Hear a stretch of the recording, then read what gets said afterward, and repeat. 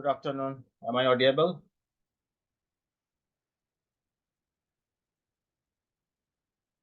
Good afternoon. Good afternoon, sir. আমার কথা শোনা যাচ্ছে? জি স্যার, শোনা। আসসালামু আলাইকুম স্যার। ওয়ালাইকুম আসসালাম। কেমন আছেন আপনারা? আলহামদুলিল্লাহ। যাক, রোজার সময় আপনারা ক্লাস করতেছেন, এই জন্য আপনাদেরকে অভিনন্দন।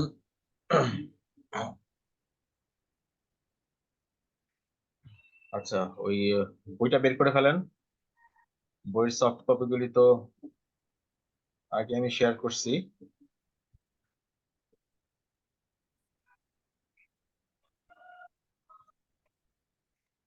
সবার কাছে আছে না? জি স্যার, বই বের করে ফেলেছে। আমার স্ক্রিন দেখা যাচ্ছে?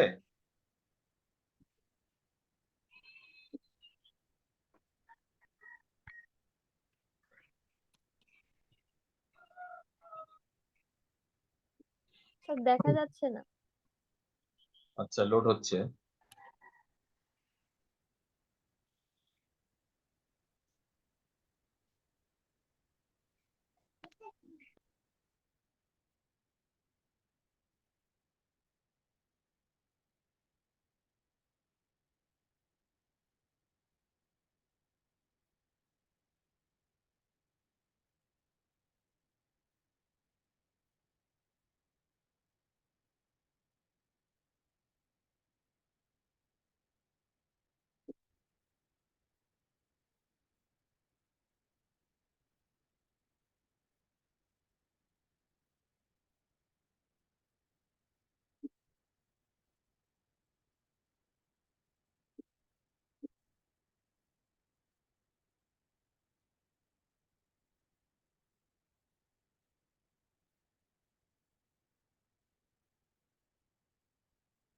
আমাদের তো মাত্র একটা ক্লাস হয়েছে না?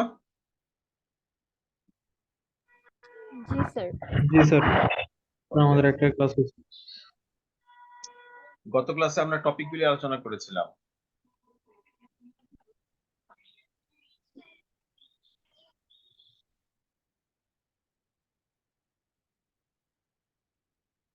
কোম্পানির ডেফিনেশন গুলি পড়ছিলাম। জি স্যার। টপিক গুলি গেল কোথায়? টপিক গুলি দেখছিলাম। ওকে, তাহলে আমরা এখন পার্ট বাই পার্ট ডিটেল দেখি।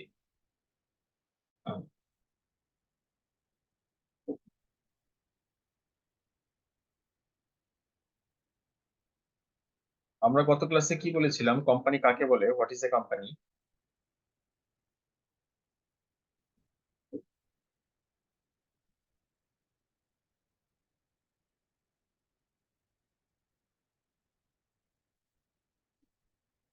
গত ক্লাসে আমরা এটা আলোচনা করেছিলাম।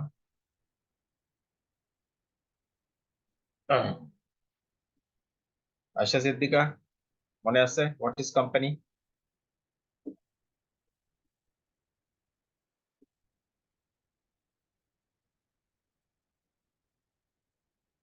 মামুন মিয়া,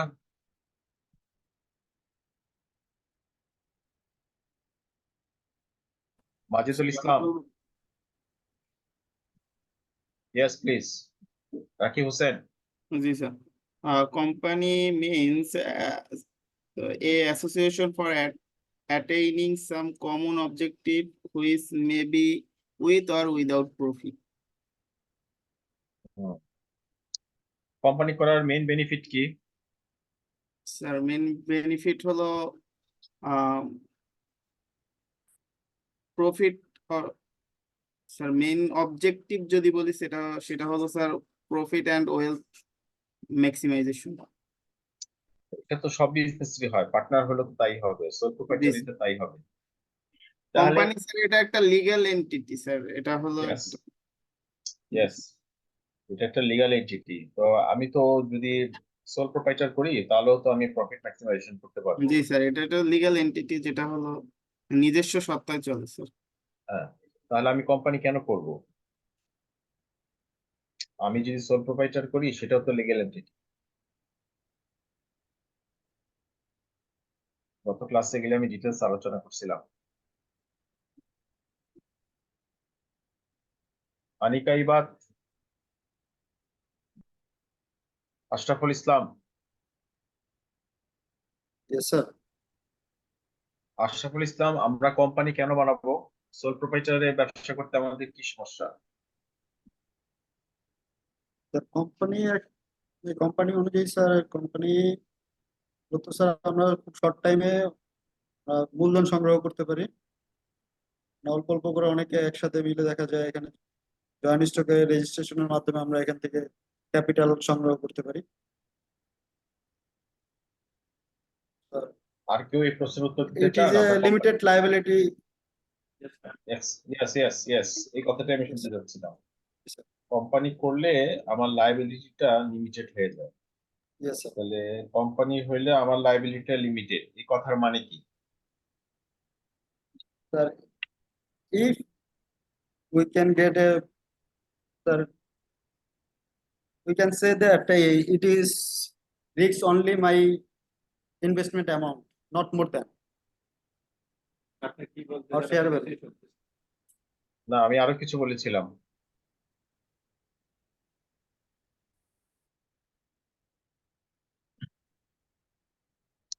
রাকিব হোসেন, জি স্যার। আমি আরো কিছু বলেছিলাম যে লিমিটেড লাইবিলিটি কোম্পানি। হ্যাঁ, লাইবিলিটিটা কিভাবে লিমিট হলো?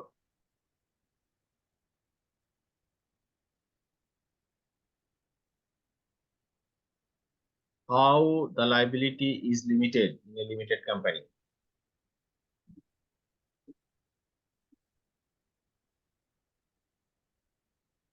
অ্যাঞ্জেল মোনা। স্যার এখানে লিমিটেড বলতে যেটা বোঝাচ্ছে স্যার, এক একজন শেয়ার হোল্ডার তার শেয়ারের যে তার যে শেয়ারের পরিমাণ থাকে, তার লাইবিলিটিটা সেটা দ্বারাই সীমাবদ্ধ স্যার। এখানে তো কোনো অন্য শেয়ার হোল্ডার বা তার যতজন শেয়ার হোল্ডার আছে তাদের আহ, বা সদস্য আছে তাদের হলো নিজস্ব লাইবিলিটি নিজে লিড করে, অন্যের লাইবিলিটি তার দায়ভার বহন করতে হয় না, সেই জন্য লাইবিলিটি লিমিটেড। আপনি কাছাকাছি গেছেন, কিন্তু তার উপরও আরেকটু আগাইতে হবে। আর কেউ? ফারুক হোসেন, কাজী মামুনুর রশিদ,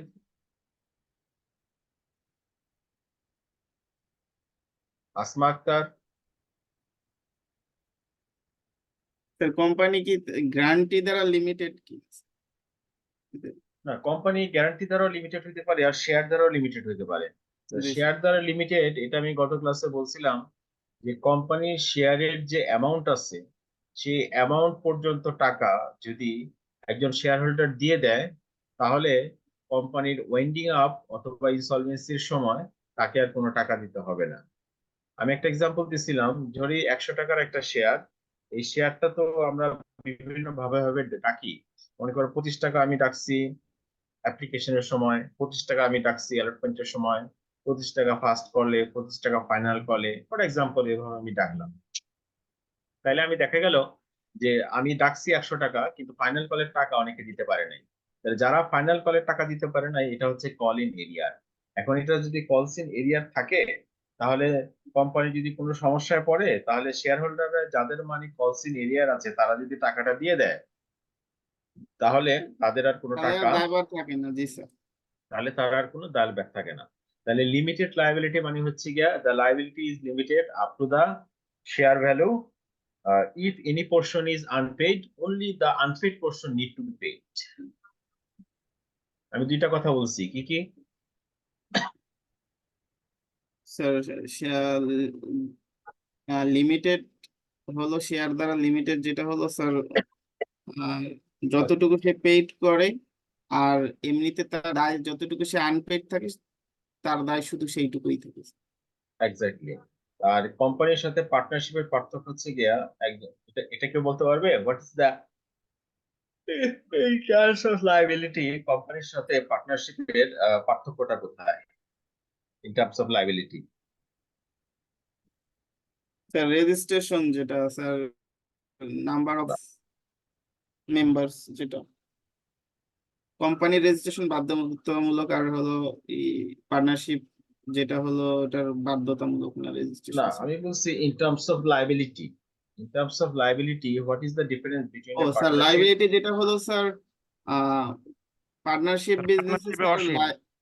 পার্টনারশিপ বিজনেসে স্যার, লাইবিলিটিটা সবাইকে সমানভাবে বহন করতে হয়। যেমন আমার দুইজনের পার্টনারশিপে যেমন, বা তিনজনের পার্টনারশিপে একজনের দায়টা সবার উপরেই সমানভাবে আর কি লায়াবল থাকে স্যার। আর পার্টনারশিপে তো তার শেয়ার যতটুকু সেটার দ্বারা সীমাবদ্ধ থাকে। এটা টু দা পয়েন্ট আনসার হবে, একটা পার্টনারশিপ ফার্মে পার্টনার তার নিজের কাজের জন্য দায়ী, ঠিক একইভাবে পার্টনার তার পার্টনারের কাজের জন্য দায়ী। জি স্যার। কিন্তু একটা কোম্পানিতে একটা শেয়ার হোল্ডার তার শুধু শেয়ারের মানি দ্বারাই সে শেয়ারের মানি পর্যন্ত তার লাইবিলিটিটা লিমিটেড। আর সে যদি ফুল পে করে দেয় তার লাইবিলিটি আর দিতে হলো না, থাকে না। তার বিকল্প পলিসি এরিয়া রিটার্ন নাই।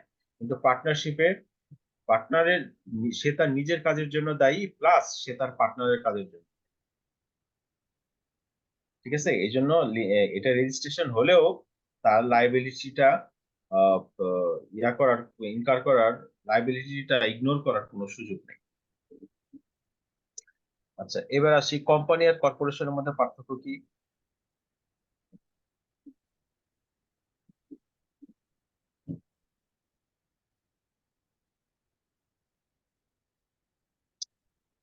Rakib Hossain, can you read from here Yes, sir. Please? Such a company when incorporated according to the law and is clothed to meet legalities, it becomes a corporation with legal and distinct entity. A corporation as such is an artificial being, invisible, intangible, but existing only in terms of law. It is then a corporate personality known by a name, seal, office, and acting through its human agents. However, in Bangladesh, we have sector corporations, city corporation, trading corporation, and so on, which have different administrative frameworks. The state-owned industry units in Bangladesh function under the control and supervision of a few statutory bodies which are known as sector corporation created by separate acts or ordinances. They are autonomous in that they have their own rules and regulations.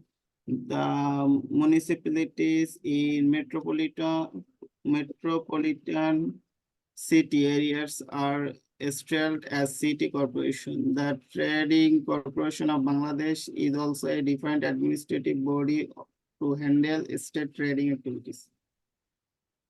Okay, now think for 1 or 2 minutes and try to summarize what this paragraph wants to tell us, so that you can make the differentiation between company and a corporation.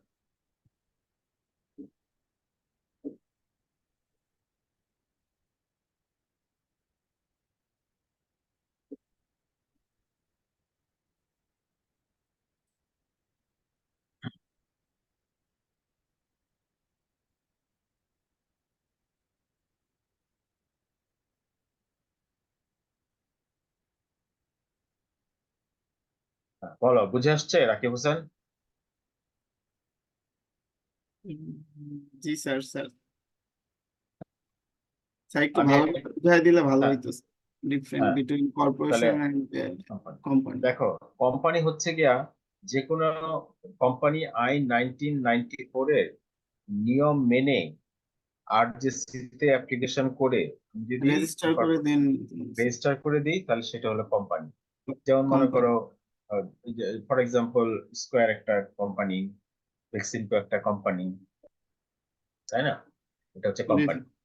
R corporation হচ্ছে পুরো একটা উদ্দেশ্য সাধন করার জন্য আলাদা একটা আইনের মাধ্যমে যদি একটা এন্টিটি গঠন করা হয় তাহলে সেটা হচ্ছে কর্পোরেশন।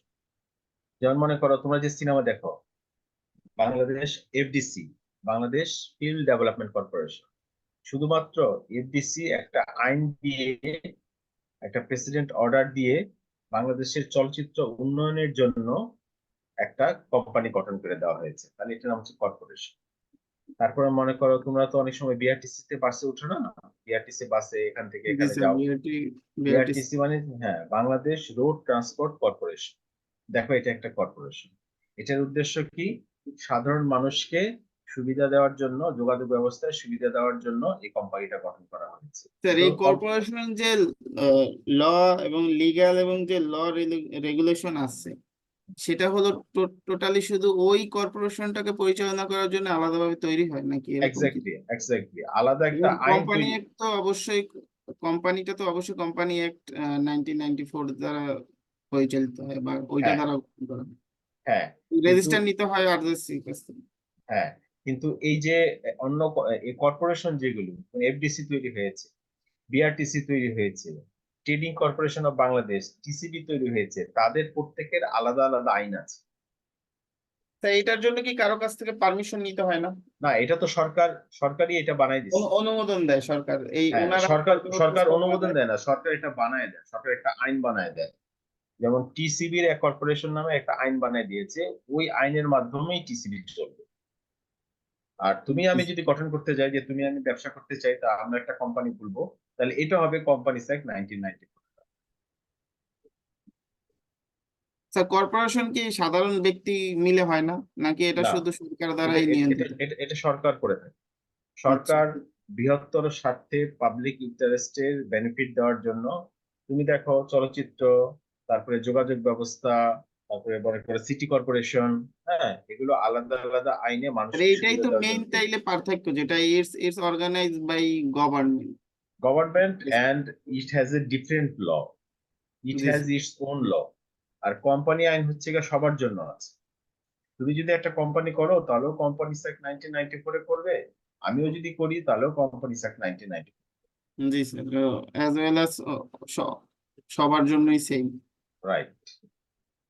তাহলে আমরা এই পার্থক্যটা খুব ভালো মতো বুঝলাম।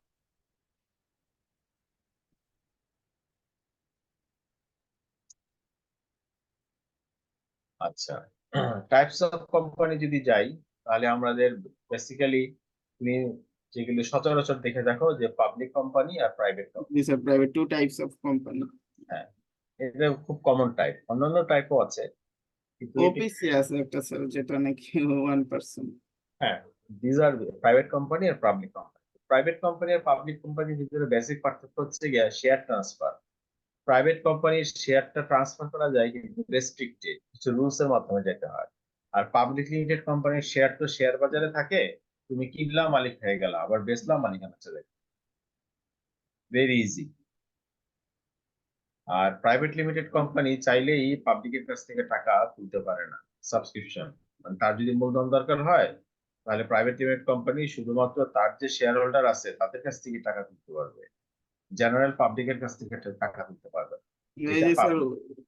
যে এই পাবলিক অফারিং আইপিওর মাধ্যমে করতে পারবেন এরকম তো? Right, right. আর তুমি তো জানোই যে পাবলিক লিমিটেড কোম্পানির শেয়ার হোল্ডার হবে ম্যাক্সিমাম 50 জন। 50 জন। আচ্ছা, মিনিমাম আমরা 2 জন। কি, হ্যাঁ, আমরা কি সোল প্রোপ্রাইটার থেকে পাবলিক লিমিটেড কোম্পানি পর্যন্ত যে চেইন আছে শেয়ার, নাম্বার অফ শেয়ার হোল্ডারদের, সেটা কি আমরা জানি? তা একটু বলে দিলে ভালো হতো স্যার। আচ্ছা, তাহলে আমি সোল প্রোপ্রাইটার থেকে শুরু করে একদম public limited company. Sure sir. Sole proprietor হচ্ছে একজন, যখন একের অধিক দরকার হয় তখন সেটা হয়ে যায় পার্টনারশিপ। এই পার্টনারশিপটা 2 থেকে ততোধিক, ততোধিক কত পর্যন্ত? যদি ব্যাংকিং ব্যবসা হয় তাহলে 20 জন, আর নর্মাল ব্যবসা হলে 10 জন পর্যন্ত স্যার, পার্টনারশিপ করা ব্যাংকিং যায়। এ 10 জন না, যেটা হ্যাঁ, right right, banking A 10 John are generally 20 John. Generally. হ্যাঁ হ্যাঁ, করা যায়। এরপরে যখন আমাদের লোক সংখ্যা বেশি দরকার হয়, বেশি মূলধনের দরকার হয়, তখন আমরা প্রাইভেট কোম্পানি। প্রাইভেট লিমিটেড কোম্পানিতে চলে যাই। সেখানে আমাদের শেয়ার হোল্ডারের সংখ্যা থাকতে পারে 2 জন থেকে শুরু করে 50 জন পর্যন্ত, আর ডাইরেক্টর থাকে মিনিমাম 2 জন। এর চেয়েও যদি বেশি দরকার হয় তখন আমরা চলে যাই পাবলিক লিমিটেড কোম্পানি। তখন আমাদের শেয়ার হোল্ডার থাকে 7 জন থেকে শুরু করে আনলিমিটেড, এবং ডাইরেক্টরের সংখ্যা থাকে মিনিমাম 3 জন। এই যে আমি চেনটা বললাম, এটা বলো তো। স্যার আমি বলবো, হ্যাঁ বলো। স্যার ওপিসি যেমন 1 পার্সন কোম্পানির জন্য হলো একজন মালিক থাকবে, আর পার্টনারও একজনই থাকবে, যেটা আর কি মেম্বার আর না, কি আমি আমি একজন। আমি আমি অফিসি বলি নাই, আমি সোল প্রোপাইটার থেকে শুরু সোল করেছিলাম। প্রোপাইটারশিপ, জি স্যার, সোল প্রোপাইটারশিপ হলো একজনই থাকবে এর মেম্বার, আর এর অধিক হলেই স্যার হলো পার্টনারশিপ করতে হবে, পার্টনারশিপ বিজনেস করতে হবে। সেটা হলো পার্টনারশিপ বিজনেসে যেটা হলো 2 থেকে 10 জন হলো ব্যাংকিং এর জন্য, আর আদার সেক্টরের জন্য হলো 2 থেকে 20 জন, মিনিমাম রাইট। 2 জন, ম্যাক্সিমাম 20 স্যার। এবং স্যার এরপরে যদি হয় এর থেকে বেশি হলে, 20 জনের বেশি হলে, তখন সেটা হলো প্রাইভেট কোম্পানি গঠন করতে হবে। সেটা হলো মিনিমাম হলো 2 জন এবং ম্যাক্সিমাম হলো 50 জন। আর এর এর থেকে বেশি যদি মেম্বার নিতে হয় তাহলে হলো স্যার পাবলিক লিমিটেড কোম্পানি গঠন করতে হবে। সেক্ষেত্রে হলো মিনিমাম 7 জন এবং ম্যাক্সিমাম হলো শেয়ার সংখ্যা দ্বারা আর কি সীমাবদ্ধ, আর কি ম্যাক্সিমাম কোনো লিমিটেশন নেই স্যার এরকম। ইনফিনিট। আরেকটা জিনিস বাদ দিছো। ডাইরেক্টর সংখ্যা স্যার প্রাইভেট লিমিটেড কোম্পানিতে ডাইরেক্টর 2 জন এবং পাবলিক লিমিটেড কোম্পানিতে হলো মিনিমাম 3 জন। Good, very good, thank you Rakib Hossain. Sir এখানে এবার একটা কোশ্চেন ছিল। হ্যাঁ প্লিজ। স্যার এই তো পার্টনারশিপ বিজনেসে হচ্ছে গিয়ে যখন ব্যাংকিং বিজনেস করা হবে তখন থাকবে হচ্ছে 10 জন member. Sir banking right. Business আর নর্মাল বিজনেসের মধ্যে অ্যাকচুয়ালি মানে ব্যাংকিং বিজনেসে কি কি ইনক্লুড থাকবে? টাকা জমা নেওয়া, ডিপোজিট গ্রহণ করার ক্ষমতা, লোন হ্যাঁ দেওয়ার ক্ষমতা, বাংলাদেশ ব্যাংকের রেগুলেশন, একটা ব্যাংকের যে যে কাজ ব্যাংকিং বিজনেস বলতে সেই কাজ হচ্ছে। স্যার এখানে যদি আমি আরেকটু কোশ্চেন করি ব্যাংকিং রিলেটেড, সেটা হলো স্যার এটা কি কোনো ফাইন্যান্সিয়াল ইনস্টিটিউটও কি এইটার আন্ডারে পড়ে কিনা, অফকোর্স নাকি পরে, পরে পরে 2 থেকে 10 জন, এদের তো 10 জনের বেশি হবে না ফাইন্যান্সিয়াল ইনস্টিটিউশন পরে যেটা। পরে পরে ফাইন্যান্সিয়াল কার্যক্রম আর ব্যাংকিং কার্যক্রম একই একই জুরিসডিকশন। স্যার তাহলে আমরা যে অডিট ফার্ম গুলো এগুলো কি স্যার ব্যাংকিং বিজনেস নাকি other types of business? Audit firm, তো পার্টনারশিপ। জি sir, audit firm definitely others. মানে স্যার এখানে তো ব্যাংক রিলেটেড থাকে, যেমন ক্যাশ ইনসেনটিভ করা হয় তখন তো এখানে ব্যাংকের না সাথে না না না, মানে কাজ। আমরা বলতেছি তার উদ্দেশ্য থাকবে ব্যাংকিং করা। আমরা তো ব্যাংকিং করি না, ব্যাংকিং করা মানে ব্যাংকিং ব্যবসা করা। ব্যাংকিং এর ব্যবসাটা কি, আমি মানুষের কাছ থেকে ডিপোজিট নিব, তাকে কম সুদ দিব, আবার এই টাকাটাই মানুষের লোন দিব, তার কাছ থেকে বেশি সুদ নিব, মাঝখানে যে সুদের পার্থক্য, এটাই হচ্ছে আমার লাভ। এটা কি বলে ও ব্যাংকিং। আচ্ছা স্যার, বুঝতে পারছি। জি স্যার, তাহলে স্যার আমাদের যে অডিট ফার্ম গুলো আছে এগুলো পার্টনারশিপ, তো এটা তো partnership of course it is partnership, business. Yes it is partnership, আচ্ছা, and তাহলে এখানে আদার টাইপ অফ maximum বিজনেস হচ্ছে। maximum amount is maximum partner can be 20. ওকে, মানে আদার টাইপ অফ বিজনেস এইটা। Right, right. Okay sir.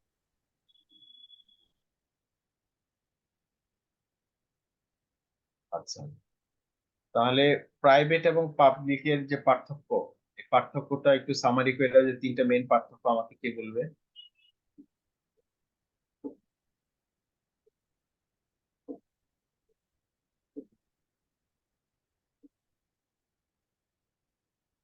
Ashraful Islam,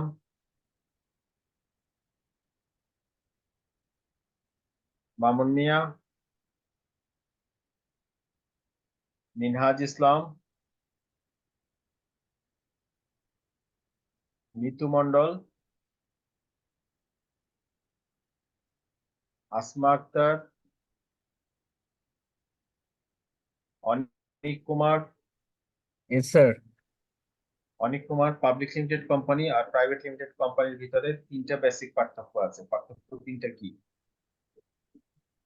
sir private limited company sir সর্বনিম্ন হচ্ছে sir দুইজন হচ্ছে মেম্বার্স থাকবে, আর হচ্ছে সর্বোচ্চ 50 জন থাকবে। আর পাবলিক লিমিটেড কোম্পানিতে স্যার সর্বনিম্ন থাকবে 7 জন, আর হচ্ছে সর্বোচ্চ শেয়ার সংখ্যা দ্বারা সীমাবদ্ধ।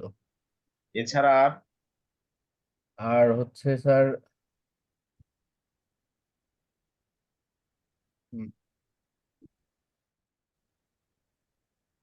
এছাড়া আর হচ্ছে যে পাবলিক লিমিটেড কোম্পানির শেয়ার ইজিলি ট্রান্সফার করা যায়, যেহেতু এটা শেয়ার মার্কেটে প্রতিদিন বেচা কেনা হয়। কিন্তু প্রাইভেট লিমিটেড কোম্পানির শেয়ার ট্রান্সফারের রেস্ট্রিকশন আছে, এটা কিছু রুলস ফলো করতে হয়। পাবলিক লিমিটেড কোম্পানি বাজার থেকে, মানুষের কাছ থেকে, পাবলিকের কাছ থেকে প্রসপেক্টাসের মাধ্যমে টাকা তুলতে পারে। প্রাইভেট লিমিটেড কোম্পানির এটা করার সুযোগ নেই। yes, sir. Number of directors যেটা, ইয়েস, ওটা তো ও বলছে। হ্যাঁ, ওটা তো 2 জন, আর ডিরেক্টর হচ্ছে 3 জন থাকবে পাবলিক লিমিটেডে মিনিমাম, মিনিমাম। ম্যাক্সিমামের কথা বলা নেই। কমেন্সমেন্ট অফ বিজনেস এটা হইতে পারে, যেমন এটা প্রাইভেটে দরকার হয় না কিন্তু পাবলিকে দরকার। তাহলে কোম্পানি লিমিটেড বাই যেমন শেয়ার হয়, কোম্পানি লিমিটেড বাই গ্যারান্টি হয়। লিমিটেড বাই শেয়ার হচ্ছে সে শেয়ারের টাকা পর্যন্ত দিয়ে দিবে, আর লিমিটেড বাই গ্যারান্টি হচ্ছে গিয়ে সে কোনো টাকা দিবে না, কিন্তু কোম্পানি যদি বিপদে পড়ে তো বিপদের সময় ওই পরিমাণের টাকা লাইবিলিটি সে শোধ করবে। কি বললাম? স্যার গ্যারান্টিটা একটু আবার একটু ক্লিয়ার। লিমিটেড বাই শেয়ার হচ্ছে শেয়ারের টাকা যতটুকু, ততটুকু পর্যন্ত টাকা যদি সে দিয়ে দেয় তাহলে লিমিটেড বাই শেয়ার। আর লিমিটেড বাই গ্যারান্টি হচ্ছে গিয়ে সে এখানে টাকা দিবে না, কিন্তু যখন কোম্পানি বিপদে পড়বে, কোম্পানির লাইবিলিটিটা শোধ করতে হবে, যখন কোম্পানি লাইবিলিটি শোধ করতে পারবে না, তখন সে একটা গ্যারান্টি দিবে যে আমি গ্যারান্টি দিলাম যে কোম্পানি যদি বিপদে পড়ে তাহলে আমি 1 লাখ টাকা দিব। তাহলে 1 লাখ টাকাই হচ্ছে গিয়ে তার গ্যারান্টি। স্যার তাহলে স্যার সে এই সে কি সে কি মেম্বার হয় ওই কোম্পানি? Of course, of course. সে হচ্ছে শেয়ার শেয়ার হোল্ডার কিরকম? স্যার। সে শেয়ার হোল্ডার, কিন্তু তার শেয়ারটা লিমিটেড বাই গ্যারান্টি। আচ্ছা, যখন যখন প্রয়োজন হবে বা যখন বিপদে ঝুঁকির মুখে পড়বে তখন সে ওইটা দিবে রাইট, নাকি? তখন সে টাকাটা দিবে, এছাড়া হচ্ছে তার তার লাইবিলিটি নেই। এখানে স্যার আনলিমিটেড কোম্পানি বলতে এটা কি বুঝেছে sir? Public public companies maybe, যে এটা স্যার। আচ্ছা, এটা হচ্ছে গিয়ে কোম্পানি আইনের একটা ফাঁক, যে আমি আর তো কোম্পানি তো লিমিটেড হইতেই হবে, কিন্তু যদি এমন হয় যে আমার এই কোম্পানিটা আনলিমিটেড, মানে কি কোম্পানির লায়াবিলিটি শেষ পর্যন্ত আমি নিতে চাই, তাহলে এটা হচ্ছে আনলিমিটেড লায়াবিলিটি কোম্পানি। এটা কেন হয় এটা আমি পরে বলতেছি, তুমি এটুকু পড়ো, এখান থেকে পড়ো, পড়ো। Sir unlimited company company, limited by guarantee. Yes, unlimited company. in this company 2.3.3 the liability of the shareholder is unlimited as in partnership firms. Past members who caused to be members within the previous year may be li liable in respect of death incurred before they caused to be members. However, there is no such liability of members until the company is owned of an unlimited company, may be with or without a share capital. They must register their articles of association. তাহলে কি বোঝা গেল?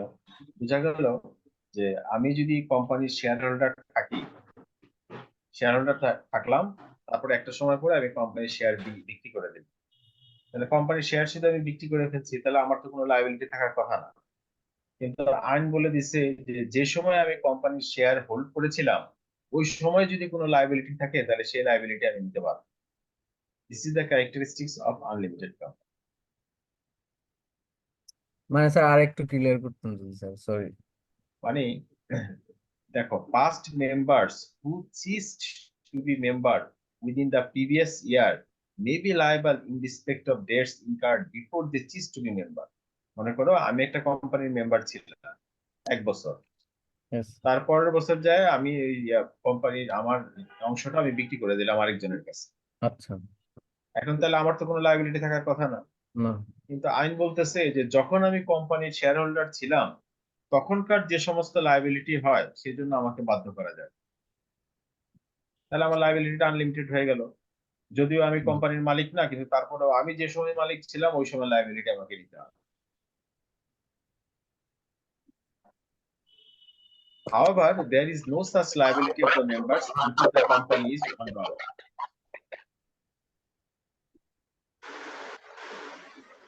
Hello, হ্যাঁ sir, আপনাকে জি শোনা sir. যাচ্ছে। ওকে, sir এইটা এখানে একটা কোশ্চেন আছে sir, please go head. Unlimited company যেটা বললেন এখানে, তাইলে এইটা তো তাদের ওই যে ইতে থাকতে হবে নাকি চুক্তিতে বা কিছু, না তো এই বোঝা যে যাবে বলে আছে লাস্ট লাইনটা দেখো, ও যে করলো, they must must register the article of article of association. জি স্যার, এটা অবশ্যই এখানে ই করে রেজিস্টার করে থাকতে হবে যে হ্যাঁ হ্যাঁ, এভাবে। রাইট। এটার সেকশন কি আছে স্যার? এটা কি কোম্পানি একটা সেকশন কত বা হ্যাঁ কি? হ্যাঁ হ্যাঁ, মানে কোম্পানির আইনটা এত বড়, আমাদের ম্যানুয়ালটা এটাকে সামারি করে দিয়েছে। তোমাদের এই লেভেলে ম্যানুয়ালি ঠিক আছে, তোমাদের আইনের ভিতরে যাওয়ার আমাদের দরকার নেই, এক্সামের জন্য কি স্যার, এক্সামের বাট জন্য কি আমি সাফিসিয়েন্ট আমি হবে কি আমি না তো ম্যানুয়াল?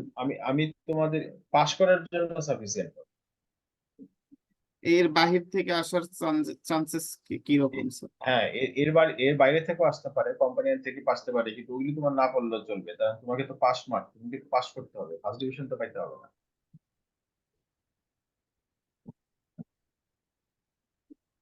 আমাদের সিএ তে কোনো সিজিপিএ 5 নেই, দুইটাই রেজাল্ট, স্যার। পাস আর ফেল। স্যার একটা কোশ্চেন ছিল। Yes please.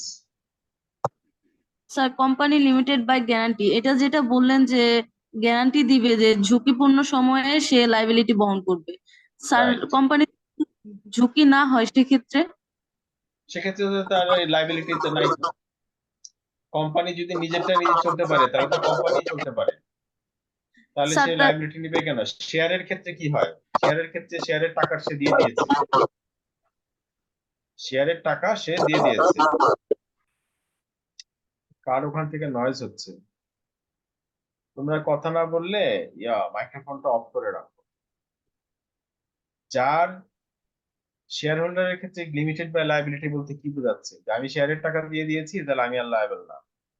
গ্যারান্টির ক্ষেত্রে সে টাকাটা দেয় নাই, কিন্তু সে লায়াবিলিটি নিয়েছে যে কোম্পানি যদি বিপদে পড়ে তাহলে আমি এই পরিমাণে টাকাটা দিব, তাহলে সে শেয়ার স্যার হোল্ডার। প্রফিট পাবে? হ্যাঁ, of course he will be treated as a member. এই দেখো এখানে বলা আছে, in these companies such member promises to pay fixed sum of money in the event of liquidation of the company. তো সে member, এই যে মেম্বার মানে কি? Share holder. স্যার এইটা একটু আরেকটু যদি ক্লিয়ার হতাম, সেটা হলো যেমন আমরা যখন ওই যে মানে কোম্পানি যেটা করে যে তারা আইপিওর মাধ্যমে শেয়ার কালেক্ট করে। এখন দেখা গেল উনি ওই কোম্পানিটা এভাবেই শেয়ার কালেক্ট করে, কিন্তু ওই সেম পরিমাণ অথবা একটা নির্দিষ্ট অ্যামাউন্ট একজন তার সাথে চুক্তিতে সে এখন এটা প্রোভাইড করবে না, কিন্তু যখন ঝুঁকি হবে তখন সে ওই অ্যামাউন্টটা প্রোভাইড করবে। হ্যাঁ, এরকম in the time of liquidation, yes, এরকম। এটা ফিক্সড অ্যামাউন্ট থাকে স্যার, যে হ্যাঁ আমি এটা যেমন সেটা হইতে পারে যে একজন শেয়ার হোল্ডার যে শেয়ারের টাকা দিছে সেইটা সেই পরিমাণ হতে পারে এরকম। হ্যাঁ হ্যাঁ, সে বলে দিতে পারে যে আমি 1 লাখ টাকা দিব। স্যার এটা কি কোনো মানে বীমা কোম্পানি যেরকম ফ্যাসিলিটি? সব কোম্পানি। আচ্ছা। জি স্যার, ক্লিয়ার। ব্যাংকের ক্ষেত্রে দেখবা যে ব্যাংক টাকা দেয় না, টাকা না দিয়ে সে লায়াবিলিটি নেয়, এটাকে বলে unfunded funded benefit, unfunded benefit. Funded benefit হচ্ছে ব্যাংক তোমাকে ফান্ড মানে টাকাটা দিয়ে দিল, আর আনফান্ডেড বেনিফিট হচ্ছে ব্যাংক তোমাকে টাকা দিবে না, ব্যাংক গ্যারান্টি দিবে যে ঠিক আছে তুমি এই এক্সপোর্ট ইম্পোর্ট করতেছো, কোনো কারণে তোমার এই ব্যবসা যদি ফেল করে তাহলে এটা আমি দিয়ে দিব, এটাকে বলে performance guarantee. Bank guarantee contingent liability সেটা কোথায়? হ্যাঁ, আমি বলতেছি আনফান্ডেড, সে টাকা দেয় না কিন্তু টাকার সুবিধা দেয়। যেমন তুমি কোথা থেকে মাল সাপ্লাই নিবা, হ্যাঁ, ব্যাংক বলে দিল 100 কোটি টাকা পর্যন্ত লাইবিলিটি আমি শোধ করবো, ও যদি শোধ করতে না পারে তাহলে সে কিন্তু টাকা দেয় নাই, শুধু একটা কথা বলে ছেড়ে দিয়েছে, এই জন্য সে সুদ নিবে। এগুলো তো এলসি, বাহিরের সাথে যেরকম না, হয়। আমি তো এলসি না, আমি কমন ভাবে বলতেছি যে শুধু যে মাত্র লাইবিলিটি টাকা দিয়েই হবে তাই না, টাকা ছাড়াও লাইবিলিটি হতে পারে। জি স্যার, বুঝতে এই পারছি। এই যে unlimited company limited by guarantee, এটা হচ্ছে কি টাকা ছাড়া, সে টাকা দেয় নাই কিন্তু সে গ্যারান্টি দিচ্ছে, যেটা ব্যাংক হর হামেশা প্র্যাকটিস করে থাকে। আচ্ছা, স্ট্যাটুটরি কোম্পানি স্পেশাল অ্যাক্ট দিয়ে তৈরি হয়, যেমন বাংলাদেশ রেলওয়ে, এটাও কর্পোরেশনের মতোই। চার্টার্ড কোম্পানি, এটা বাংলাদেশে যদিও নাই, হ্যাঁ, কিন্তু আমরা ইস্ট ইন্ডিয়া কোম্পানির নাম কেনা জানি। স্যার চার্টার্ড কোম্পানি যেগুলো, আমাদের যে চার্টার্ড ফার্ম যেগুলো আছে, এগুলাই যদি স্যার, কোনটা চার্টার্ড ফার্ম? না স্যার আমাদের যে ফার্ম গুলা, এইটা কি আমাদের ফার্ম, পার্টনারশিপ? না না, আমাদের ফার্ম তো চার্টার্ড ফার্ম না, এটা এমনিতে পার্টনারশিপ বিজনেস স্যার, এটা পার্টনারশিপ। Partnership business. হ্যাঁ, স্যার যদি চার্টার্ড কোম্পানি সম্পর্কে একটু ডিটেল বলতেন। চার্টার্ড কোম্পানি হচ্ছে কি যে আগে তো আমরা ভারতবর্ষ ছিলাম, ভারতবর্ষের আগে তো আমরা ব্রিটিশের আন্ডারে ছিলাম, তাই না? জি তাইলে স্যার। আমাদের মালিক কে ছিল? রাজা রানী। জি তো তখন আমরা যখন এখন সার্টিফিকেট অফ ইনকর্পোরেশন পাই, তখন সার্টিফিকেট অফ ইনকর্পোরেশন হতো না, তখন রানী তার হাতের সিল একটা কাগজের ভিতরে দিয়া পারমিশন দিত যে যাও তুমি এই ব্যবসা করে আসো, তোমাকে অনুমতি দেওয়া হইলো। এটি হচ্ছে চার্টার্ড কোম্পানি। তো এইটার সাথে কোম্পানির মানে পার্থক্যটা কি? পার্থক্যটা হচ্ছে গিয়ে, এটা হচ্ছে গিয়ে রানী স্বীকৃতি দিত, আর কোম্পানিকে হচ্ছে সরকার স্বীকৃতি দেয়। আচ্ছা আচ্ছা, বুঝছি। যেমন ইস্ট ইন্ডিয়া কোম্পানির তুমি মেমোরেন্ডাম পাবা না, আর্টিকেল পাবা না, রানীর হাতের ছাপ পাবা। তার মানে কি সে যে যে কোনো টাইপের বিজনেস করতে পারবে? না, রানী তাকে যে তাহলে বিজনেসে আর্টিকেল পারমিশন শেয়ার দিয়েছে, মেমোরেন্ডাম না থাকলেও তো স্যার না না বাধ্যবাধকতা না, থাকে না ব্যবসা? থাকে, এই রানী তাকে ওখানে যে উল্লেখ থাকে কি করতে পারবো ওইটার ভিতরেই। রাইট, রাইট, রানী তাকে উল্লেখ করে দিবে যে তুমি এটাতে, এটা হচ্ছে রানীর টিপসই। স্যার ওইটা, ওই দলিলটাকে কি বলে, যেটা চার্টার ধরেন? চার্টার চার্টার চার্টার ও ওইটাই চার্টার্ড হ্যাঁ, মেইনলি। এটার নাম হচ্ছে রয়্যাল চার্টার। আচ্ছা, এই যে দেখো লেখা আছে, ইজ জি স্যার। ইনকর্পোরেটেড বাই রয়্যাল মানে চার্টার। ওই যে ইনকর্পোরেশন বা ওই যে একটা নেয়, ওইটাই হলো আর কি চার্টার্ড, রাইট, রাইট। যেটা আমাদের দেশে হয় না। জি স্যার, বুঝতে পারছি। চার্টার মানে তালিকাভুক্ত করলো। জি স্যার। স্যার আচ্ছা, এখন তো চার্টার্ড তো নিবন্ধিত বুঝি না আমরা, চার্টার্ড বলতে তালিকাভুক্ত, তালিকাভুক্ত বা নিবন্ধিত, রাইট। স্যার এখন তো আমাদের চার্টার্ড অ্যাকাউন্টিং যে আমরা যে আমাদের আইসিএবি, হুম। আমরা সেটাকে কিভাবে স্যার, সেটাকে আমরা আমাদের দেশীয় তালিকাভুক্ত কিভাবে বলবো? আমাদের তো রাজা রানী কেউ স্যার, বা আমরা কিভাবে এটাকে মানে হ্যাঁ, একটু যদি স্যার চার্টার, ক্লিয়ার করতে। হ্যাঁ, চার্টার্ড মানে হচ্ছে গিয়ে তালিকাভুক্ত, মানে সবাই অ্যাকাউন্টেন্ট কিন্তু সবাই তালিকাভুক্ত না। যে সমস্ত অ্যাকাউন্টেন্টকে তালিকাভুক্ত করা হয়েছে তারাই হচ্ছে চার্টার্ড অ্যাকাউন্ট, অন্য সবাই অ্যাকাউন্টেন্ট। স্যার আমাদের স্যার দেশের যে ফার্ম গুলো স্যার, এটা অথরাইজেশনটা তো কে দিবে স্যার? বুঝি নাই কথাটা। স্যার এই অথরাইজেশনটা কে দিবে মানে চার্টার্ড? সরকার দেয় আইসিবির মাধ্যমে। ও স্যার, বুঝছি স্যার। আর আমরা হচ্ছে গিয়ে বাণিজ্য মন্ত্রণালয়ের আন্ডারে, আর আমাদের আইনটা হচ্ছে প্রেসিডেন্ট অর্ডার 2 অফ 1973। স্যার এখানে একটা কোশ্চেন ছিল, প্লিজ। যেটা হলো স্যার, তাহলে আমাদের দেশে যে রেজিস্টার ফার্ম আর হলো নন রেজিস্টার যে ফার্ম, যেটা রেজিস্টার গ্রহণ করে রেজিস্ট্রেশন, এটার রেজিস্টার পার্টনারশিপ ফার্মটা, হ্যাঁ, আমার রেজিস্ট্রেশন করার দরকার নাই, আমরা আইনে জানি যে চুক্তি লিখিত হয়, মৌখিক হয়। এটা জাস্ট ওই পিটিশনের ক্ষেত্রে হেল্প করে, এইটাই জাস্ট, আর তো কোনো ই নেই রাইট, রেজিস্ট্রেশন। রাইট, কারণ যে রাইট। কোনো যেহেতু, বিপদ অথবা মামলা পিটিশন করতে পারে। হ্যাঁ, মনে করো লিখিত চুক্তি হয়, মৌখিক চুক্তিও হয়। এখন যদি মৌখিক চুক্তি হয় তখন তো সেটা মানুষ কি বলছে মানুষ ভুলে যায়, শব্দ চয়ন ঠিক থাকে না, এই জন্য মানুষ এটা লিখে নেয়। চুক্তি যেমন লিখিত এবং মৌখিক হয় ঠিক তেমনি বিষয়টা। জি স্যার, থ্যাংক ইউ স্যার। আচ্ছা, এবার আসি holding company, subsidiary company, parent group company. আমি এই তিনটা মিলায় বলি, একসাথে সুবিধা হবে। কোনো কোম্পানি যখন অন্য একটা কোম্পানির শেয়ার বা ভোটিং পাওয়ার 50% বেশি নেয়, তখন যে নেয় তাকে বলে হোল্ডিং কোম্পানি, আর যারটা নেয় তাকে বলে সাবসিডিয়ারি কোম্পানি। আর একটা হোল্ডিং কোম্পানি মিলে হয় একটা গ্রুপ অফ কোম্পানি। কে বোঝে নাই?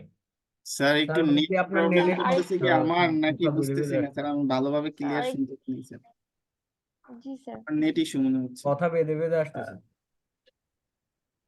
কোনো কোনো একটা কোম্পানির শেয়ার বা ভোটিং রাইটের 50% চেয়ে বেশি যদি অন্য একটা কোম্পানি গ্রহণ করে, তাহলে যে এটা গ্রহণ করবে সাবসিডিয়ারি। তাকে বলে হোল্ডিং কোম্পানি, আর যার শেয়ার গ্রহণ করবে তাকে বলে সাবসিডিয়ারি কোম্পানি। একটি হোল্ডিং কোম্পানি এবং এক বা একাধিক সাবসিডিয়ারি কোম্পানি মিলে তৈরি হয় গ্রুপ কোম্পানি। বোঝা গেছে? স্যার একটু কঠিন লাগছে শব্দগুলো। আয়েশা সিদ্দিকার কঠিন লাগছে। আমি আবার বলি, মনে করো এ একটা কোম্পানি, বি একটা কোম্পানি। এ কোম্পানিটা অনেক বড়, আর বি কোম্পানিটা আর সি কোম্পানিটা রিলেটিভলি ছোট। এখন a company more then 50% share কিনে নিল বি কোম্পানি এবং সি কোম্পানি। শেয়ারও কিনতে পারে, ভোটিং রাইটও কিনতে পারে। এখন যদি কিনে হয়, আমি যদি কারো 50% এর বেশি শেয়ার কিনে ফেলি, তাহলে তো তাকে আমি নিয়ন্ত্রণ করতে পারবো, কারণ আমি যা বলবো তাই হবে, আমার শেয়ারের অংশ বেশি। তাহলে এই যে এ কোম্পানিটাকে বলা হয় হোল্ডিং কোম্পানি, আর বি আর সি টাকে বলা হয় সাবসিডিয়ারি কোম্পানি, আর এ বি সি তিনটাকে মিলে বলা হয় গ্রুপ অফ কোম্পানি।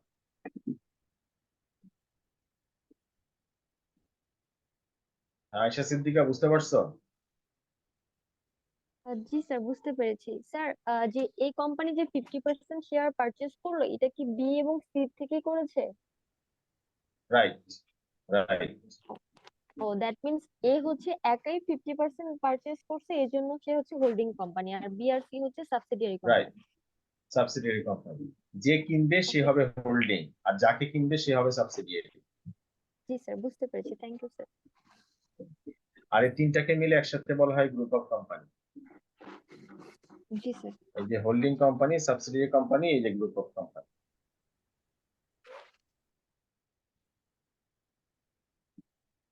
আরেকটা প্রশ্ন ছিল, হ্যাঁ, বলো।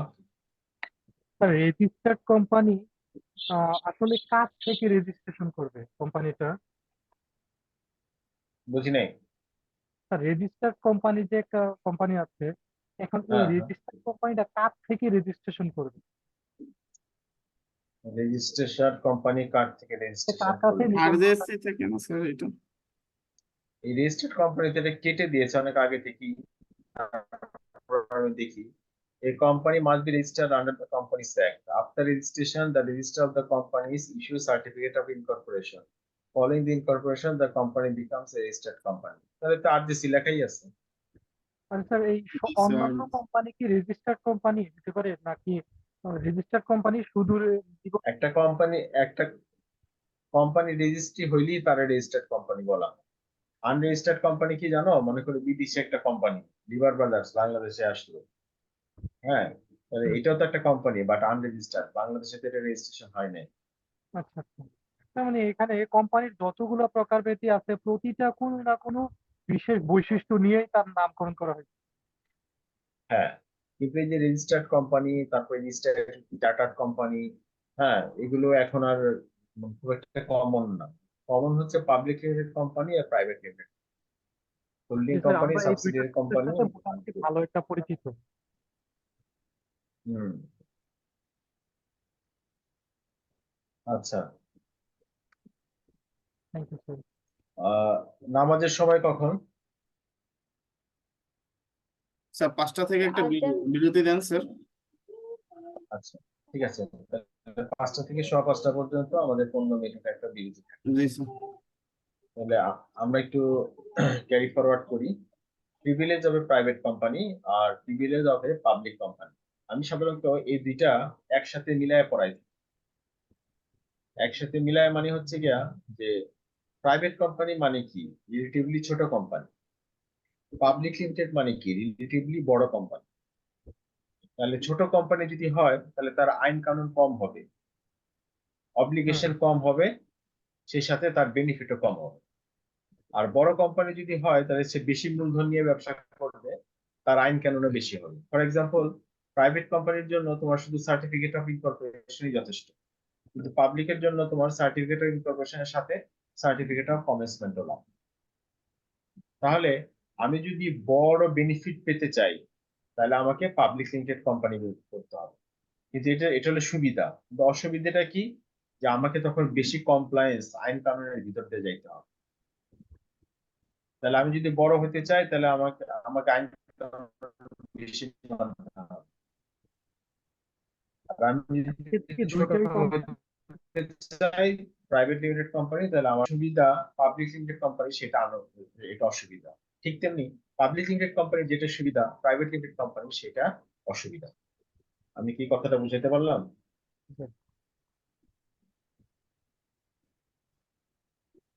জি স্যার, বুঝতে পেরেছি স্যার। রাকিব হোসেন, রিপিট করো তো। স্যার যেটা বলেছেন স্যার, প্রাইভেট লিমিটেড কোম্পানির যেটা হলো আহ, সুবিধা, সেটা হলো পাবলিক লিমিটেডের অসুবিধা। ইন দ্য মিন টাইম আবার যেটা হলো পাবলিক লিমিটেড কোম্পানির যেটা হলো অসুবিধা, সেটা হলো প্রাইভেট লিমিটেড কোম্পানির সুবিধা। Good, thank you. তাহলে আমরা সব পাঁচটা আবার দেখা হবে, হ্যাঁ? Okay sir.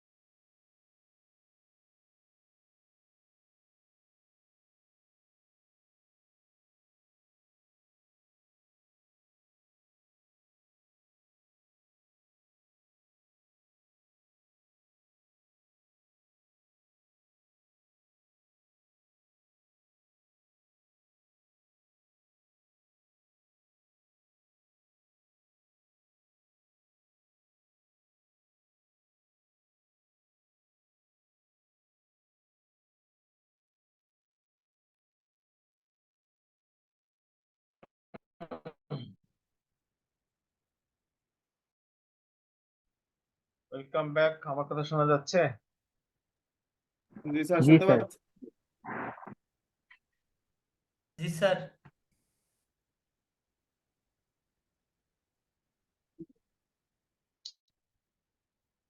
রিপন হোসেন, রিপন হোসেন,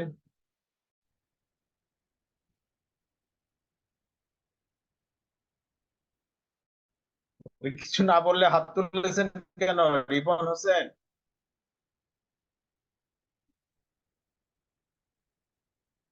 কি মুশকিল!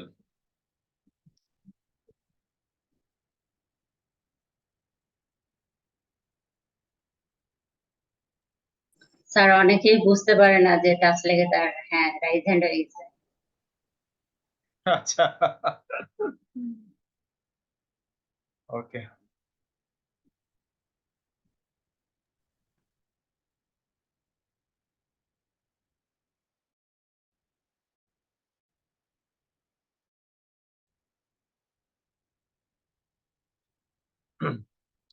তাহলে দেখেন যে আমার স্ক্রিন দেখা যাচ্ছে না? জি স্যার, স্যার দেখা দেখা যাচ্ছে। যাচ্ছে। Yes, sir. হ্যাঁ, তাহলে কি যে দুইজন মিলে কোম্পানি খোলা যায়? প্রাইভেট কোম্পানির প্রিভিলেজ, হ্যাঁ, স্ট্যাটুটরি রিপোর্ট লাগে না, দুইজন ডাইরেক্টর হলেই চলে, তারপর প্রসপেক্টাস লাগে না,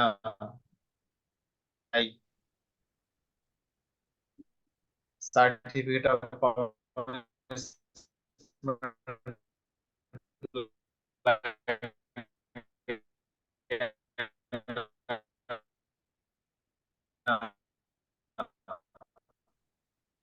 স্যার আপনার কথা শোনা যাচ্ছে না ভালো করে। মেবি স্যার নেটের সমস্যা আপনার ওখানে স্যার, কথা আসতেছে না স্যার।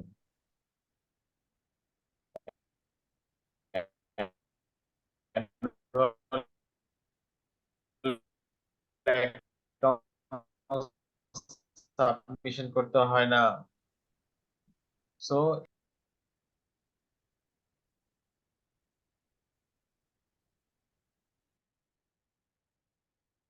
তার মনে হয় বাইরে হয়ে গেছে।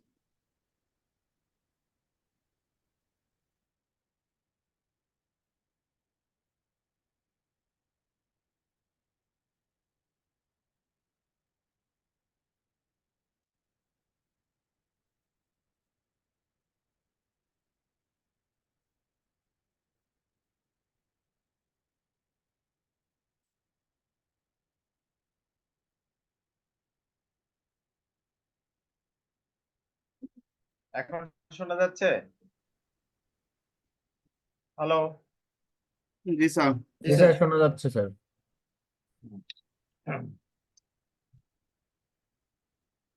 নেটে একটু ডিস্টার্ব করছে, আবার স্ক্রিনটা শেয়ার দিতে হবে।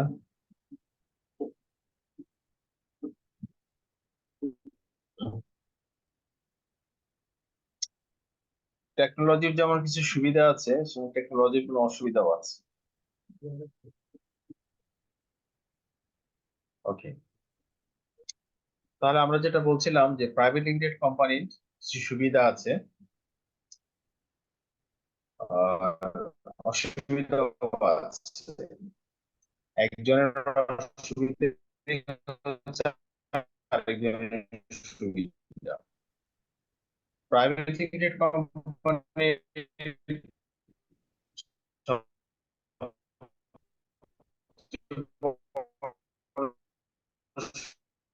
সুবিধা হচ্ছে গিয়া লেস ফর্মালিটি, আমার এই অল্প টাকায় হবে।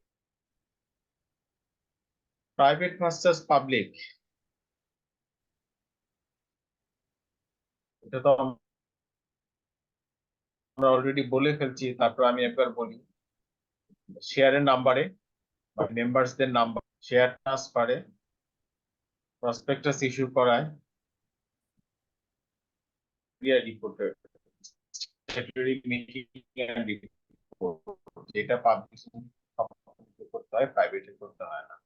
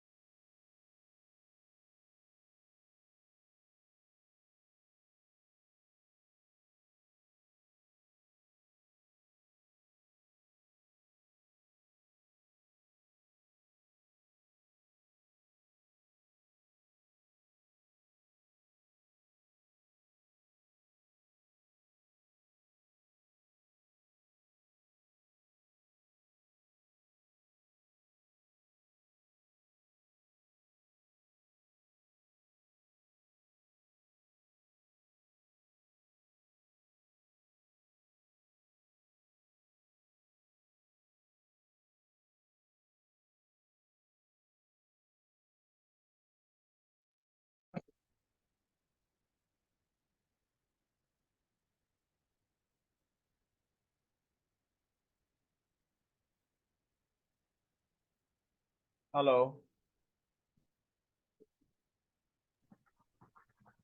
জি স্যার, শোনা যাচ্ছে, বলেন।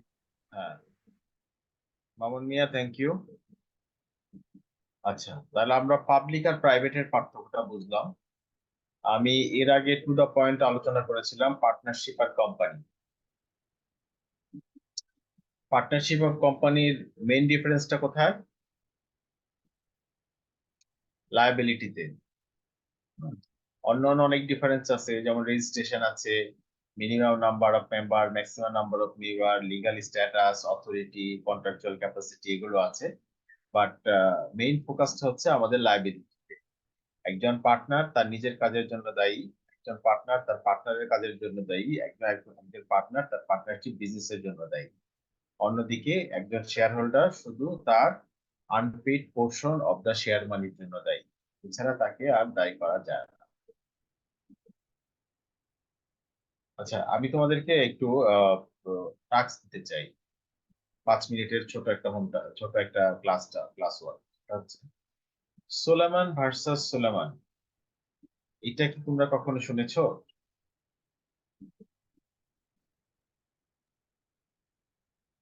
হ্যালো। আমার তো শোনা হয়নি স্যার এটা। সোলেমান স্যার। ভার্সাস সোলেমান ক্লাসের কেউ শুনেছো? আমি না স্যার। আমি তো শুনি নাই স্যার এটা। শুনিনি ক্লাসের স্যার। কেউ শুনে নাই? কেউ না কেউ তো শুনছেই। আচ্ছা, কেউ একজন জয়েন করেছে, ওর নাম লেখছে 21 টেকনোলজি। তোমার কি নাম নাই কোনো? জান্নাতুল ফেরদৌস,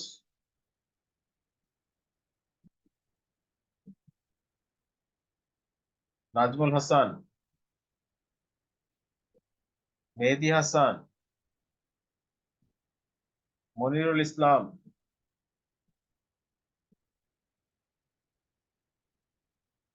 সোহেল রানা, রাগিব হাসান, মুন্নিয়া আক্তার,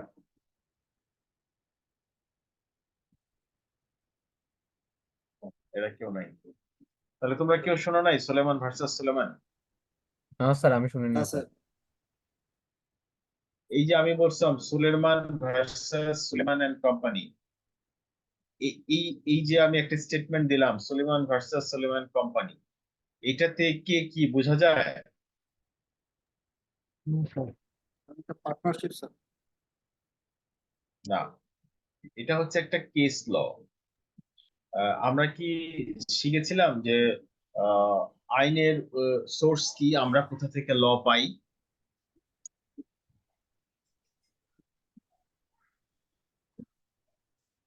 পার্লামেন্ট থেকে স্যার। বুঝি নেই। আশরাফুল ইসলাম? স্যার পার্লামেন্ট থেকে পাই। হ্যাঁ, পার্লামেন্ট থেকে পাই। বাংলাদেশের সবচেয়ে বড় আইনের নাম কি?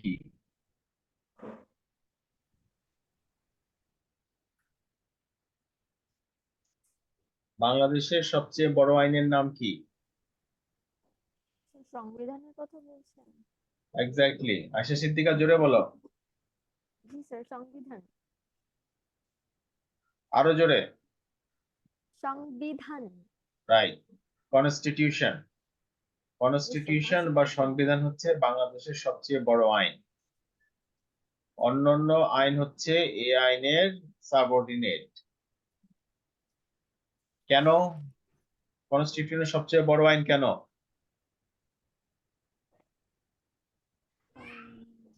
স্যার সংবিধানে হচ্ছে স্যার ওভারঅল সব লর ব্যাপারেই বলা হয়েছে, এই জন্য কি?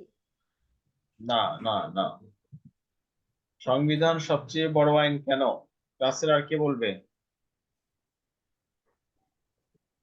স্যার ওইটা আমাদের স্বাধীনতার পরেই করা হয়েছে, এই জন্য। না না, স্যার সংবিধান কেউ চেঞ্জ করতে পারবে না। সংবিধান কেউ চেঞ্জ করতে পারবে না? না, বাংলাদেশের সংবিধান সংবিধান দ্বারা স্যার বেশি বাংলাদেশ চেঞ্জ হয়েছে। পরিচালিত হয় স্যার, বাংলাদেশের পার্লামেন্ট পরিচালিত হয়, এই জন্য। হ্যাঁ, পার্লামেন্টের পারমিশন নিতে হবে হাইকোর্ট থেকে, আদারওয়াইজ এটা কেউ চেঞ্জ করতে পারবে না। হ্যাঁ, সংবিধান চেঞ্জ করা যাবে তো। 2/3 ম্যাচুরিটি মানে 2/3 স্যার ম্যাচুরিটি হলো দেশ পরিচালনার জন্য সংবিধান ব্যবহৃত হয়। না, সংবিধান সবচেয়ে বড় আইন, তার কারণ হচ্ছে গিয়া সংবিধানের আর্টিকেল 7-এ বলা আছে যে বাংলাদেশে কোনো আইন যদি সংবিধানের সহিত অসামঞ্জস্যপূর্ণ হয় তাহলে যতটুকু অসামঞ্জস্য ওইটা হবে ভয়েড অ্যাব ইনিশিও, অর্থাৎ শুরু থেকেই বাতিল। বাংলাদেশের কোনো আইন সংবিধানের সাথে অসামঞ্জস্যপূর্ণ হইতে পারবে না, যতটুকু মিলবে না অসামঞ্জস্য হবে ততটুকু আইন বাতিল বলে গণ্য হবে। এই জন্যই হচ্ছে গিয়ে সংবিধান বাংলাদেশের সবচেয়ে বড় আইন। অন্য কোনো আইনে যাই বলা থাক না কেন, সেটা যদি সংবিধানের সাথে সাংঘর্ষিক হয় তাহলে সেটা হবে, এই মাইক্রোফোনটা বন্ধ করো, হ্যাঁ, তাহলে সেটা হবে অ্যাব ইনিশিও মানে শুরু থেকেই বাতিল। এই কারণেই হচ্ছে গিয়া সংবিধান দেশের সর্বোচ্চ আইন। তাহলে সংবিধান থাকলো, সংবিধানের পরে আসলো পার্লামেন্ট আইন পাশ করলো, সেই আইন যখন পার্লামেন্ট সেশনে থাকলো না তখন অর্ডিন্যান্স পাস হইলো, আর পার্লামেন্ট সেশনে থাকলে অ্যাক্ট পাস হইলো। এছাড়াও বিধি আছে, রুল আছে, আর আছে এছাড়াও স্ট্যাটুটরি রেগুলেটরি অর্ডার, যেটা তোমরা ইনকাম ট্যাক্সে হরহামেশাই দেখতে পারবা। তারপরে আছে প্রেসিডেন্ট অর্ডার। হ্যাঁ, তাহলে এগুলো হচ্ছে আমাদের আইনের উৎস। এছাড়া রিলিজিয়ান, হ্যাঁ, ধর্ম একটা আইনের উৎস, রিলিজিয়ান আইনের উৎস। এছাড়া আরেকটা আইনের উৎস হচ্ছে গিয়া কোর্ট অর্ডার। যেমন একই ধরনের ঘটনায় যে আদালত যে রায় দিয়েছে, পরবর্তীতে যদি ওই ধরনের ঘটনা আবারও ঘটে তাহলে সেম জাজমেন্ট প্রযোজ্য হয়।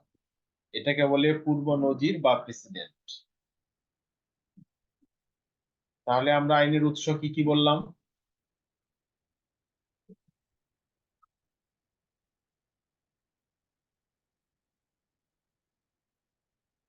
আশরাফুল ইসলাম,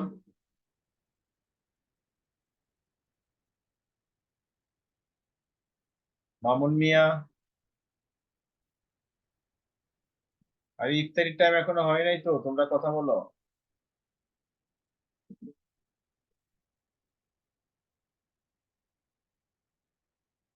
হ্যালো, হ্যাঁ স্যার। হ্যাঁ, তাহলে আইনের উৎস কি কি বললাম?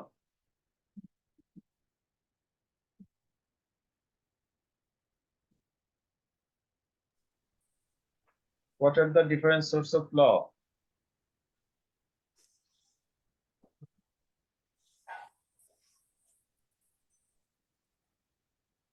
বলো। আমার মনে হয় স্যার জিনিসটা একটু ক্লিয়ার হলে ভালো হতো, মনে হয় কেউই মনে হচ্ছে ক্লিয়ার হয় না স্যার। আইনের উৎস হচ্ছে, প্রথম উৎস হচ্ছে দেশের সংবিধান। সংবিধানের পরে পার্লামেন্ট যখন সেশনে থাকে, সংসদ যখন চলে, তখন অ্যাক্ট পাস হয়, যেমন ইনকাম ট্যাক্স অ্যাক্ট। পার্লামেন্ট যখন সেশনে থাকে না তখন প্রেসিডেন্ট তার নিজস্ব ক্ষমতা বলে আইন পাস করে, ওটাকে বলে অর্ডিন্যান্স। এছাড়াও আছে রুল, আর আছে রেগুলেটরি অর্ডার, যেমন ইসআরও স্ট্যাটুটরি রেগুলেটরি অর্ডার। এছাড়াও বিভিন্ন ধর্ম থেকে আমরা আইন পেয়ে থাকি।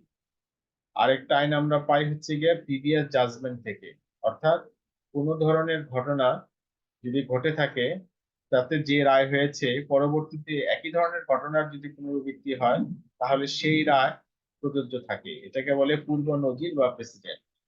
এগুলি হচ্ছে আইনের বিভিন্ন উৎস। এখন বোঝা গেছে?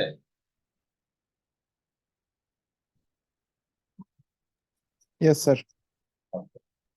এখন আসি সোলেমান ভার্সাস সোলেমান। সোলেমান ভার্সাস সোলেমান হচ্ছে, যখন এইভাবে তোমরা কথাটা শুনবা তখন দেখবা যে সোলেমান হচ্ছে কোনো একটা কেসের বাদী, অর্থাৎ যে কমপ্লেন করে, যে অভিযোগ আনে।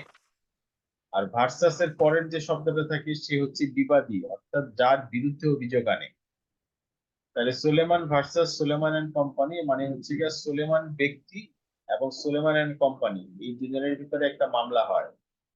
সেই মামলার যে রায় হয়, সেই রায়তে যে যে জাজমেন্টটা হয় সেই জাজমেন্টের একই ঘটনা যদি পুনরাবৃত্তি ঘটে, তাহলে সোলেমান ভার্সেস সোলেমানের যে জাজমেন্ট হয়েছিল সেই জাজমেন্টটাকে আমরা ভ্যালিড ধরতে পারি। অর্থাৎ আগে এই ঘটনায় এই ধরনের রায় হয়েছিল, অতএব এখন যেহেতু এই ঘটনার আবার পুনরাবৃত্তি ঘটছে, তাহলে আমাদের আগের রায় এই জন্য প্রযোজ্য হবে। এটাকে বলে পূর্ব নজির বা প্রেসিডেন্ট। এটার গল্পটা হচ্ছে এরকম, সোলেমান একজন সফল ব্যবসায়ী ছিল, জুতার ব্যবসায়ী। সে 20 বছর যাবৎ খুব সফলভাবে ব্যবসা করে আসছে। তো অনেক তার যে সাপ্লায়ার ছিল, কাস্টমার ছিল, তারা সোলেমানকে বাকিতে এটা দিচ্ছে, মালপত্র দিয়েছে, এবং অনেক কাস্টমার ছিল যারা অ্যাডভান্স পেমেন্ট করে চলে গেছে, এখনো পণ্য নেয় নাই। তো একটা পর্যায়ে সুলেমান দেউলিয়া হয়ে যায়, কোম্পানি গঠন করার পরে সুলেমান দেউলিয়া হয়ে যায়। যখন যারা পাওনাদার ছিল তারা সুলেমানের কাছ থেকে টাকা চায়, তখন সুলেমান বলে যে তুমি তো আমার কাছ থেকে টাকা পাও না, তুমি টাকা পাও আমার কোম্পানির কাছ থেকে, অর্থাৎ তুমি কোম্পানির কাছ থেকে নাও। তখন পাওনাদার আকাশ থেকে বলে, কি বলে তোমার কোম্পানির কাছ থেকে টাকা নিব? তুমি আর তোমার কোম্পানি তো একই একই জিনিস, আমরা তোমার কাছ থেকে টাকা নিব। তখন তারা কোর্টে যায়, কেস করে দেয়। হ্যাঁ, সেই কেসে জাজ রায় দেয় যে সুলেমান তার সুলেমানের যে দেনা আছে, এই দেনাটা সুলেমানের কোম্পানির দেনা, সুলেমানের ব্যক্তিগত দেনা নয়, যেহেতু সুলেমান কোম্পানিটা ইনকর্পোরেটেড করেছে। অতএব কোম্পানির সম্পত্তি বিক্রি করেই তোমরা পাওনা আদায় করতে পারো, সুলেমান ব্যক্তিগতভাবে তোমাদেরকে কোনো টাকা দিবে না। এইটা প্রতিষ্ঠিত হওয়ার পর থেকেই আমরা কোম্পানির সুবিধা পাইলাম, যে কোম্পানি একবার রেজিস্ট্রেশন হয়ে যাওয়ার পরে কোম্পানির নামে যে সমস্ত দায় দেনা আছে সেটা কোম্পানিরই দায় দেনা, শেয়ার হোল্ডারদের দায় দেনা না, যদি শেয়ার হোল্ডাররা তাদের সম্পূর্ণ টাকা পরিশোধ করে। এখন বোঝা গেল সুলেমান ভার্সেস সুলেমান। স্যার এখানে কোশ্চেনটা হলো, স্যার কোশ্চেন আছে একটা। হ্যাঁ প্লিজ। স্যার কোশ্চেনটা হলো যেটা বললেন যে কোম্পানি দায় দেনা যখন সে ইনসলভেন্ট হয়ে যায়, মানে দেউলিয়া আর কি কোম্পানি এক কথায়, তখন সেটা যদি কোনো দায় দেনা থাকে সেটা কোম্পানি দায়ভার বহন করবে। এখন দেনার পরিমাণ যদি কোম্পানির মানে যা রিসোর্স অথবা যা সম্পদ আছে সেটা দিয়ে মানে কাভার না করে, বা দেখা গেল সম্পদ ওই কোম্পানির সম্পদের পরিমাণ খুবই কম কিন্তু তার দেনা অনেক বেশি, তখন তখন সেই দায়ভার কে নিবে? যা পাওনাদার টাকা পাবে না, আচ্ছা, তখন পাওনাদাররা টাকা পাবে না, তা এই জন্য তাদের টাকাটা তাহলে মার যাবে। এই জন্য তাহলে স্যার যখন কোনো ঋণদাতা অথবা কোনো ইনভেস্টর যখন ইনভেস্ট করবে তখন ওই কোম্পানিকে ভালো করে সে রিসার্চ করেই করবে যে কোম্পানির কন্ডিশনটা কোথায় দাঁড়িয়ে আছে বা কিছু। একদম 100 থেকে 100% সত্য। জি স্যার। 100 তে 100% সত্য। জি স্যার, মানে ওই ওই মানে পার্টনার অথবা সেই শেয়ার হোল্ডার অথবা কোম্পানি ওনারকে দেখে কোনো লাভ নেই, মেইন হলো কোম্পানির সিচুয়েশনটা কি, সে কি আদৌ ওখান থেকে ফিডব্যাক পাবে কিনা, বা ওখানে ওনাকে ঋণ দিলে বা ঋণ প্রোভাইড করলে সেটা আবার কি বলে ওইটা রিফান্ড পাবে কিনা সেটা ভেবে ওই কোম্পানির দেখে সার্কামস্টেন্স দেখে দেন ওখানে করতে হবে, ইনভেস্ট করবে বা কিছু ঋণ দিবে এরকম। এক্স্যাক্টলি, তার মানে দেখতে হবে কোম্পানিকে, কোম্পানির শেয়ার হোল্ডারকে না।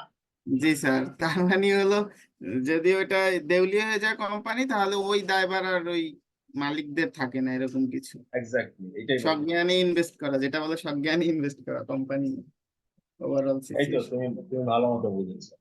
এই মামলাটাই সুলেমান ভার্সেস সুলেমান থেকে আমরা শিক্ষা পাই যে টাকা যদি নিতে হয়, তুমি যদি টাকা প্রাপ্য হও তাহলে কোম্পানির কাছ থেকে পাবা, কোম্পানির শেয়ার হোল্ডারের কাছ থেকে।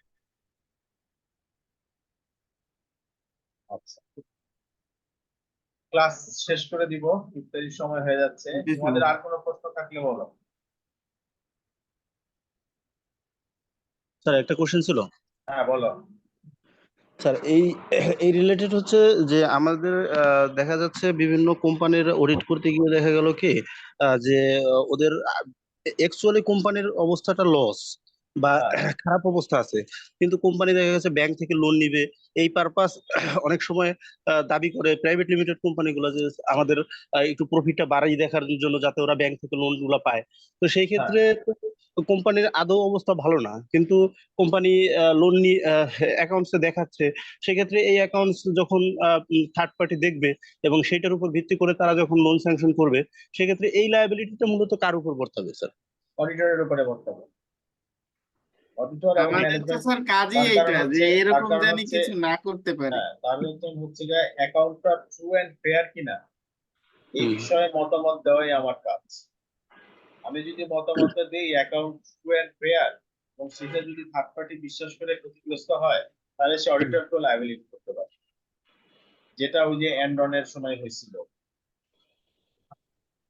আচ্ছা, আচ্ছা। ঠিক আছে স্যার, এবং ধন্যবাদ। এই ধরনের ব্যালেন্স শিট তোমরা কখনই সই করবা না। এবং যদি করতে হয় তাহলে অবশ্যই অডিট রিপোর্ট কোয়ালিফাই হতে হবে। এটা হচ্ছে গোয়িং কনসার্ন ইস্যু। এখানে অ্যাডভার্স অপিনিয়ন চলে আসবে, মডিফাইড অপিনিয়ন চলে আসবে। জি স্যার, আদারওয়াইজ হচ্ছে লায়াবিলিটিটা যদি কোনো থার্ড পার্টি এটার উপরে ভিত্তি করে যদি কোনো লস ফিগারে যায় বা কোনো তাহলে ম্যানেজমেন্ট তো বডি, সেই ম্যানেজমেন্টের সাথে অডিটরকেও লায়াবল করে। লায়াবল হবে। জি স্যার, থ্যাংক ইউ স্যার।